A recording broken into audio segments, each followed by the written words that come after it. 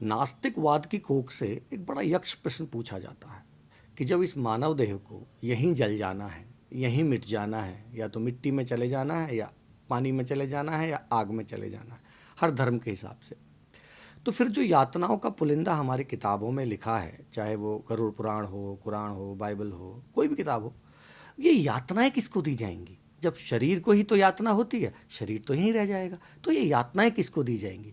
ये यक्ष प्रश्न बताने के लिए हमारे सिद्ध ऋषि मुनियों ने, ज्ञानी पुरुषों ने बड़े प्रयास किए हैं। लेकिन बात ना मैंने बहुत लोगों से पूछी, बात अभी गहरी समझ में आई नहीं है। मैंने सोचा मैं भी एक प्रयास करता हूँ ये समझाने का कि यातना किसको दी जाएगी। इसको ऐसे समझते हैं कि जो शरीर है ना, ये शरीर एक नहीं है, ये 3 शरीर हैं, इसके 3 मुख्य भाग हैं। एक है ये स्थूल शरीर जिसको आप देख रहे हैं, ये बॉडी, हार्ड मास। एक है सूक्ष्म शरीर जो इसके अंदर रहता है, जिसके अंदर मैं का भाव है। मैं जैसे मेरा नाम जयवीर है, तो मेरा नाम जयवीर तब तक है जब तक ये शरीर मेरे साथ है। जैसे ही मैं मर जाऊंगा, मैं सैया पे लेटा हूँगा, तो मेरे जानने वाले, मेरे रिश्तेदार, मेरे पहचानने वाले, कोई नहीं बोलेगा कि जयवीर को उठाओ लेके चलते हैं ना, सब बोलेंगे पार्थिव शरीर को उठाओ, भाई बॉडी को उठाओ, डेड बॉडी को उठाओ। कोई नाम से नहीं पुकारता आपको आपकी मौत के बाद। तो इसका मतलब क्या है जो चला गया? शरीर तो यहीं पड़ा है पूरा का पूरा, फिर क्या है जो निकल के चला गया? वो जो मैं है वो है आपका सूक्ष्म शरीर। और नाम जो आपका, जो भी नाम है आपका, राजू, सोनू, गीता, बबीता, जो भी नाम है आपका, वो नाम उस शरीर का है, इस शरीर का नहीं है। क्योंकि अगर इस शरीर का वो नाम होता तो मरने के बाद भी लोग आपको आपके नाम से ही पुकारते। तो वो जो मैं तत्व है ना आपके अंदर, जो चला जाता है मृत्यु के बाद, वो है सूक्ष्म शरीर। उसके बाद उसको जो ले जाता है अपने साथ, वो है कारण शरीर। अब कारण शरीर क्या है?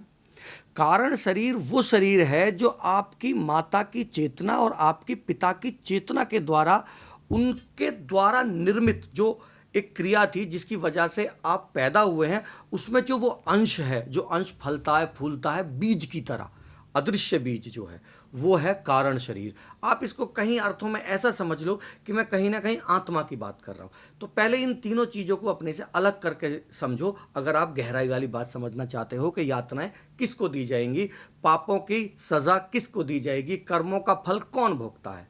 तो ये हो गए 3 शरीर, स्थूल शरीर, सूक्ष्म शरीर और कारण शरीर। अब मैं आपको बताता हूँ आपके जीवन के एक बहुत ज़बरदस्त प्रैक्टिकल से कि सूक्ष्म शरीर क्या है और यातनाएं सूक्ष्म शरीर को दी जाती हैं, ना तो कारण शरीर को दी जाती हैं, ना स्थूल शरीर को दी जाती हैं। अब मैं आपको समझाता हूँ।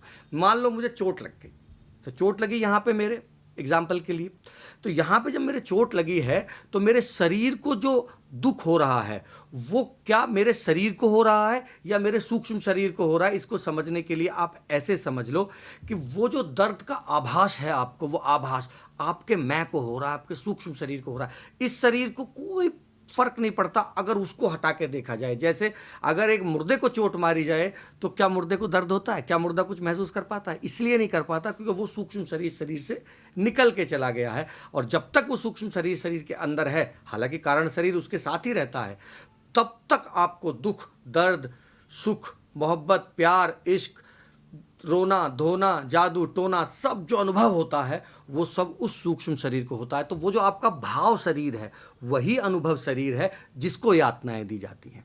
अब मैं इसको और समझाता हूं कि आप जब नींद में रात को सोते हैं तो आप स्वप्न देखते हैं। आपके स्वप्न के समय आपका भौतिक शरीर आपके बिस्तर पे ही पड़ा रहता है, लेकिन आपका सूक्ष्म शरीर यात्राओं में होता है। कोई पहाड़ों पे है, जो मन की गहरी इच्छाएं हैं वो पूरी करने निकला है। कोई भूखा सो गया तो रात भर वो 5 स्टार में खा रहा है। किसी के अंदर किसी तरीके की संभोग की इच्छा है, वो रात में ही संभोग कर रहा है। किसी के अंदर कहीं विदेश घूमने की इच्छा है, वो रात में विदेश घूम रहा है। तो वो जो सूक्ष्म शरीर है, वो जो इच्छा शरीर है, वो जो भाव शरीर है, वो अपनी इच्छा भाव की पूर्ति करने के लिए रात भर भटकता है। अब उसको ऐसे समझो, आपके भौतिक शरीर से उसका क्या कनेक्शन है, मैं आपको कनेक्शन समझाता हूँ। हम जब निंद्रा में होते हैं तो हमें जो जो अनुभव होते हैं वो हमारे शरीर पर भी रिफ्लेक्ट होते हैं। जैसे कई बार किसी ने आपको दबोच लिया, कोई आपको मार रहा है, आपकी सांस घुट रही है, तो आपके भौतिक शरीर की भी, हो सपने में रहा है वो सब कुछ, लेकिन आपके भौतिक शरीर की भी सांस घुटने लगती है, पसीना आ जाता है, हड़बड़ा के उठते हो आप, हाँ यार क्या हो गया। कैसे कनेक्टेड है दो चीज़ें? ये तो हो ही नहीं रहा था। अगर प्रत्यक्ष देखा जाए, आपके ऊपर तो कोई नहीं बैठा था आपको मारने के लिए, फिर शरीर को उतना ही कष्ट और उतना ही अनुभव कैसे हुआ? ये है सूक्ष्म शरीर का कष्ट। जैसे बहुत लोग जानते हैं स्वप्न दोष इंसान को होता है, रात में सोते सोते आप कल्पना करते हैं किसी के साथ संभोग कर रहे हैं, पर वो आपका कल्पना में चल रहा है, सब कुछ वहाँ कल्पना में सब हो रहा है, लेकिन उसका इम्पैक्ट तो आपके भौतिक शरीर पे पड़ रहा है, आप वहाँ पे इजैकुलेट हो जाते हो। ये कनेक्शन जो है, ये भौतिक शरीर का और सूक्ष्म शरीर का बंधन है। और कारण शरीर दृष्टा है। कारण शरीर ऐसे है जैसे कैमरा मुझे देख रहा है, बस कैमरे का कोई काम नहीं है, जो मैं करूंगा कैमरा रिकॉर्ड कर देगा।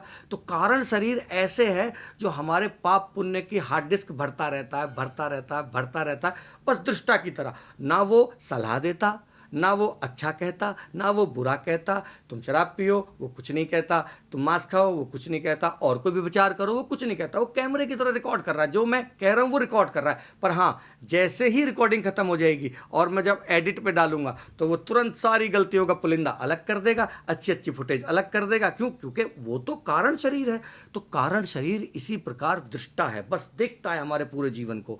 और हमारा सूक्ष्म शरीर जो भाव शरीर है, जो मन शरीर है, उसी की गलतियों की सजा फिर उसी को मिलती है, ना स्थूल शरीर को मिलती है, ना कारण शरीर को मिलती है। तो ये जो स्थूल शरीर है ना, ये सजा नहीं पाता, ये छूट भी जाए तो कोई फर्क नहीं पड़ता। वो जो कारण शरीर है, वो जो सूक्ष्म शरीर है, वो सजा का भागी है। उसको दुख होता है, उसको दर्द होता है, और इसका अनुभव आप अपने स्वप्न में कर सकते हैं। जब उस पर कोई कष्ट बीतता है तो कितना दुख होता है उसको, इतना दुख होता है उसको कि उसकी झंझनाहट, आप बिल्कुल नींद की अवस्था में सुसुप्त पड़े हैं, वहां तक झंझनाहट जाती है उसकी। तो सजा उस शरीर को मिलेगी। उसका ख्याल रखना है जो आपका भाव शरीर है, भाव का ख्याल रखना है। हर हर महादेव।